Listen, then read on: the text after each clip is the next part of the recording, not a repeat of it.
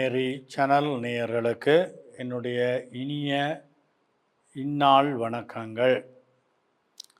பாந்தவர்களே, இன்றைய நாளிலே எங்களுடைய சிந்தனைக்காக லூக்கா நற்செய்தியின் 4ஆம் அதிகாரத்தின் 38ஆம் வசனத்திலிருந்து 44ஆம் வசனங்கள் வரையுள்ள பகுதி தரப்படுகின்றது. இன்று புரட்டாசி திங்கள் 3ஆம் நாள். லூக்கா நற்செய்தி 4ஆம் அதிகாரம் 38ஆம் வசனத்திலிருந்து 44 வரை. அந்நாளில் இயேசு தொழுகை கூடத்தை விட்டு சீமோன் வீட்டிற்கு சென்றார். சீமோனின் மாமியார் கடும் காய்ச்சலால் துன்புற்ற நிலையில் இருந்தார். அவர்கள் அவவுக்காக இயேசுவிடம் வேண்டினார்கள். இயேசு அவருகில் நின்று காய்ச்சலை கடைந்து கொள்ள அது அவவை விட்டு நீங்கிற்று. உடனே அவர் எழுந்து அவர்களுக்கு பணிவிடை செய்தார். கதிரவன் மறையும் நேரத்தில் எல்லாரும் தங்களிடையே பற்பல பிணிகளால் நலம் குன்றி இருந்தோரை இயேசுவிடம் கூட்டி வந்தார்கள். இயேசு ஒவ்வொருவர் மேலும் தம் கைகளை வைத்து அவர்களை குணமாக்கினார். பேய்களும் நீர் இறைமகன் என்று கத்திக்கொண்டே பலரிடமிருந்து வெளியேறின. இயேசு மெசியா என்று பேய்கள் அறிந்திருந்தபடியால் இயேசு அவற்றை அதட்டி பேச விடாமல் தடுத்தார். பொழுது விடியும் வேளையில் இயேசு தனிமையான ஒரு இடத்திற்கு புறப்பட்டு சென்றார். திரளான மக்கள் இயேசுவை தேடி சென்றனர்.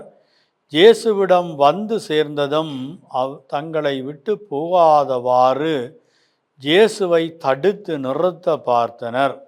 இயேசுவோ அவர்களிடம், நான் மற்ற ஊர்களிலும் இறையாட்சியை பற்றி நற்செய்தி அறிவிக்க வேண்டும், இதற்காகவே நான் அனுப்பப்பட்டிருக்கின்றேன் என்று சொன்னார். பின்பு இயேசு யூதேயாவில் உள்ள தொழுகை கூடங்களில் நற்செய்தியை பறைசாற்றி வந்தார். இது நம் ஆண்டவர் இயேசு கிறிஸ்துவின் நற்செய்தி. அன்பார்ந்தவர்களே, இன்றைய நாளிலே எங்களுக்கு இயேசுவினுடைய குணமளிக்கும் வல்லமையை பற்றி சம்பவம் சொல்லப்படுகின்றது. அந்த நல்ல காரியம் ஒன்று வெளிப்படுத்தப்படுகின்றது. நாங்கள் இயேசுவோடு உடனிருத்தல், அவரோடு தங்கியிருத்தல், அல்லது இயேசு எங்களோடு வாசம் செய்தல், இவற்றின் பேறு பலன்களை பற்றி இன்றைய நாளிலே எங்களுக்கு தரப்பட்ட நற்செய்தியிலே வெவ்வேறு சூழ்நிலைகளிலே சம்பவங்கள் வெளிக்கொணரப்படுகின்றன. இயேசுவினுடைய இந்த குணமளித்தல் என்பது எதிர்பாராத விதமாக, ஏதேச்சையாக, சந்தர்ப்ப சூழ்நிலைகளினாலே நடந்தேறிய ஒன்றாகவும் இருந்திருக்கின்றது. அதே போன்று இயேசுவிடத்திலே நம்பிக்கை வைத்து தொலை தூரங்களிலே இருந்து இயேசுவை தேடி வந்தவர்கள், அல்லது இயேசு பயணிக்கின்ற வழியோரங்களிலே இயேசுவை சந்திக்க விரும்பி ஓடி வந்தவர்கள், இவ்வாறு பலதரப்பட்ட இவரால் குணம் தருகின்ற அந்த நல்ல செயல் எங்களுக்கு கிடைக்கும் என்கின்ற, நடந்தேறும் என்கின்ற அந்த நம்பிக்கையிலே இயேசுவை நாடி வந்தவர்களையும் குணமாக்கினார். இன்றைய நிகழ்விலே தரப்பட்ட பகுதியிலே முதலாவது சம்பவம், ராயப்பருடைய மாமியார். இயேசு அங்கே போகின்ற பொழுது கடும் காய்ச்சலால், நற்செய்தியாளர் வடிவாக சொல்லுவார், இந்த கடும் என்பது ஒரு சிவிய அல்லது மிகவும் ஒரு சீரியஸான அல்லது பாரதூரமான அல்லது ஒரு கொஞ்சம் முற்றிய நோய் என்று தமிழிலே சொல்லுவார்கள். அப்படியான அந்த கடும் காய்ச்சலால் பாதிக்கப்பட்ட நிலையில் சீமோனின் மாமியார் துன்புற்ற நிலையில். அந்த நற்செய்தியாளர் வடிவாக அழுத்தி சொல்லுகின்றார், கடும் காய்ச்சல், துன்புற்ற நிலை. அவை ஒரு அந்தரித்த நிலையில் இருந்த ஒருவருக்கு இயேசு குணம் கொடுக்கின்ற, அவருக்காக, அந்த தாயாருக்கு, அந்த மாமியாருக்காக இயேசுவிடம் கேட்ட பொழுது இயேசு அவவுக்கு அருகே சென்று காய்ச்சலை கடிந்து கொள்ள அது அவ விட்டு நீங்கியது. அவ உடனே எழுந்து அந்த உடல்நல குறைவிலே இருந்து விடுபட்டு சுகதேகியாக எழுந்து நல்ல கைமாறை, பலாபலனை, பேறு பலனை இயேசுவுக்கும் இயேசுவோடு இருந்தவர்களுக்கும் பணிவிடை செய்ததாக நற்செய்தியாளர் சொல்லுவார். நாங்களும் எங்கள் திருமறையில் எத்தனையோ தடவைகளில் நாங்கள் கடவுள்கிட்ட பலவற்றை கேட்போம், பெற்றுக்கொள்வோம், கிடைக்கும். நாங்கள் மண்டாடுறதெல்லாம் அநேகமாக கிடைக்கும். ஆனால் நாங்கள் அதுக்குரிய கைமாற சம்பாவனைய பேறு பலனை செய்வதுண்டா? இதைத்தான் இந்த சம்பவம் எங்களுக்கு கைமேற்பலன், கடும் துன்புற்றிலிருந்து ஒருவருக்கு கிடைத்தது. அந்த கைமேற்பலனுக்குரிய பிரதி விவகாரத்தை அந்த மாமியார் எழுந்து பணிவிடை செய்வதனால் வெளிக்கொணர்கின்றார். இரண்டாவது விடயம் என்னவென்று சொன்னால், இந்த செய்தி அந்த ஊர் அல்லது அந்த அயலட்டை அல்லது அந்த பகுதிகளில் எல்லாம் பரவி இருக்கலாம். ஆகவே கதிரவன் மறைகின்ற வேளையிலே தங்கள் மத்தியிலே அந்த எந்தெந்த ஊர்களுக்கெல்லாம் இது பரவியதோ, எந்தெந்த சூழ்நிலைகள் அயலட்டை எல்லாம் இது தெரியப்படுத்தப்பட்டதோ, அங்கங்கெல்லாம் இருந்து உடல்நல குறைவோடு இருந்தவர்களை சுகம் பெறுவதற்காக இயேசுவிடம் கொண்டு வந்தார்கள்.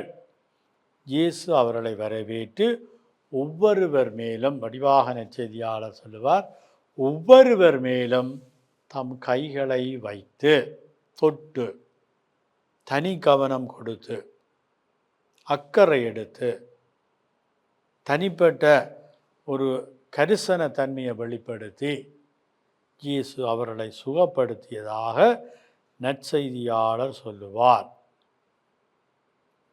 பேய்களும் அசுத்த ஆவியினாலே பீடிக்கப்பட்டிருந்தவர்களும் அங்கே கொண்டு வரப்பட்டார்கள்.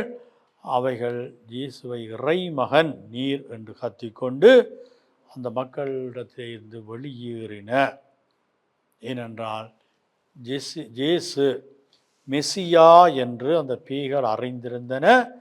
ஆனால் அந்த பேய்கள் இயேசுவை மெசியா என்று சொல்லி கத்தி கொண்டு வெளியேறிய பொழுது, நீர் இறைமகன் என்று அதை அறிக்கையிட்ட பொழுது, அதுக்கு மேலே கதைக்க விடாமல் அந்த பேய்களை கடிந்து கொண்டதாக இயேசு பிரபல்யங்களை அல்ல, இயேசு தனக்காக விளம்பரப்படுத்தலை அல்ல, இயேசு தன்னை பற்றி மற்றவர்கள் புகழ வேண்டும் என்பதை அல்ல, அவற்றையெல்லாம் விரும்பாத நிலையிலே இந்த பேய்களை கடிந்து கொள்வதாக நீர் இறைமகன் என்று பேய்கள் அறிக்கையிட்ட பொழுதும் அதற்கு மேல் அவைகளை பேச விடாமல் இயேசு கடிந்து கொண்டதாகவும், தான் நன்மையை செய்ததில் எந்தவித பிரதிபலனையும் எதிர்பார்க்காமல் செய்ய வேண்டியதை, இறை தந்தையின் சித்தத்தையே நான் செய்கின்றேன் என்கின்ற அந்த தாழ்ச்சியான, பணிவான, நல்ல மனப்பக்குவத்தோடு இயேசு நடந்து கொள்கின்ற விதம் எங்கள் ஒவ்வொருவருக்கும் முன்னுதாரணமாக தரப்படுகின்றது. இன்றைய நற்செய்தியினுடைய இறுதி பகுதியிலே எங்களுக்கு சொல்லப்படுகின்ற செய்தி என்னவென்று சொன்னால், இயேசு தனக்குரிய தனித்துவத்தை பேணினார். தனிமையான ஒரு இடத்துக்கு சென்று இறை வேண்டலில் ஈடுபட, இறை தந்தையோடு சல்லாபிக்க, தன்னை அனுப்பியவரோடு அளவளாவி அவருடைய திட்டத்தினுடைய செயற்பாடுகள் பற்றி கருத்து பரிமாறுகளை மனமார்ந்த ரீதியாக மௌனத்திலே, அமைதியிலே செய்வதற்காக தனிமையான ஒரு இடத்திற்கு புறப்பட்டார். ஆனால் பல்வேறு தேவைகளோடு இருந்த மக்கள், ஆயனில்லா மந்தைகள் போல் நிற்கதிக்குள்ளாகி இருந்தவர்கள், தங்களுக்கும் இவரிடமிருந்து ஏதாவது எந்த கணத்திலாவது கிடைக்காதா? அதையே நாங்கள் இந்த கணத்திலேயே பெற்றுக்கொள்ளக்கூடாது என்ற அந்த மன ஆதங்கத்தோடு, ஒரு அவாவோடு, ஆர்வமாக இயேசு தனிமையான இடத்துக்கு சென்ற போதும் அங்கே தேடி சென்றதாக நற்செய்தியாளர் எங்களுக்கு வெளிப்படுத்தி நிற்கின்றார். இந்த தேடி சென்ற மக்கள் இயேசுவிடம் வந்து சேர்ந்ததும் அவர் தங்களோடு வாசம் செய்ய வேண்டும், தங்களை விட்டு போய்விடக்கூடாது, தாங்கள் இயேசுவோடு உடனிருக்க வேண்டும், தொடர்ந்து பயணிக்க வேண்டும் என்று விரும்பினார்கள். அவை அதற்கான பிரியத்தனங்களிலே முற்செயற்பாடுகளில் அவர்கள் ஈடுபட்ட பொழுது இயேசு அவர்களுக்கு சொல்லுவார், நான் மற்ற ஊர்களிலும் இறையாட்சியை பற்றி நற்செய்தி அறிவிக்க வேண்டும். நான் உங்களுக்கு மட்டுமல்ல, அனைத்துலகிற்குமே நான் அனுப்பப்பட்டேன். தம்முடைய சீடர்களுக்கு இயேசு பணிப்புரை கொடுத்த பொழுது, தம்முடைய உத்தானத்தின் பின்னர் விண்ணேறி செல்வதற்கு முன்பாக இயேசு உலகெங்கும் சென்று அனைத்து மக்களுக்கும் நற்செய்தியை பறைசாற்றுங்கள் என்று பணிப்புரை கொடுத்தார். அது வெறும் பணிப்புரையாக, வெறும் கொமாண்டிங் கட்டளையாக அல்லாமல் தாமே அதை செய்து காட்டினார். அவை இயேசு இந்த மக்கள் தேடி வந்த மக்களிடத்திலே, அல்லது தங்களோடு இயேசுவை வைத்திருக்க விரும்பிய மக்களிடத்திலே, அல்லது இயேசுவோடு தாங்கள் தொடர்ந்து உடனிருக்க பயணிக்க, அல்லது இயேசு தங்களோடு வாசம் செய்ய விரும்பிய அந்த மக்களுக்கு சொல்லுவார், நான் மற்ற ஊர்களுக்கும் போக வேண்டும், ஏனைய மக்களுக்கும் நற்செய்தி அறிவிக்க வேண்டும், நான் அவர்களுக்காகவும் தான் அனுப்பப்பட்டிருக்கின்றேன், இதற்காகவே நான் இந்த உலகிற்கு வந்தேன் என்று சொல்லி அந்த யூதேய பகுதியில் இருந்த வெவ்வேறு தொழுகை கூடங்களுக்கும் வெவ்வேறு மக்கள் ஒன்று கூடும் இடங்களுக்கும் சென்று நற்செய்தியை பறைசாற்றினார் என்று செய்தி சொல்லப்படுகின்றது. அவை எங்களுடைய வாழ்க்கையிலும் நாங்களும் இயேசுவை அறிந்திருக்கின்றோம், தெரிந்திருக்கின்றோம். இயேசு எங்களுக்கு மட்டும் உரியவர் என்று எங்களுக்குள் பொத்தி மூடி நாங்கள் பவித்திரமாக வச்சிருக்காமல் அந்த இயேசுவை மற்றவர்களுக்கும் திறந்த மனதோடு, பரந்த மனப்பான்மையோடு, நாங்கள் விரிந்த உள்ளங்களோடு, ஒரு பலரை விரும்புகின்ற ஒரு பக்குவப்படுத்தப்பட்ட மனப்பக்குவத்தோடு நாங்கள் அனைவருக்கும் இயேசுவை அறிய கொடுக்கவும், எங்கள் வாழ்வால் சாட்சியப்படுத்தவும், எங்கள் செயல்களால் மற்றவர்களுக்கு இயேசுவை பரிமாறவும் இன்றைய நாளை பயன்படுத்துவோம்.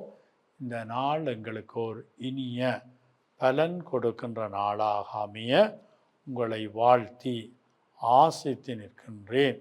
இறை ஆசீர் உங்களோடு இந்த நாள் முழுவதும் இருப்பதாக.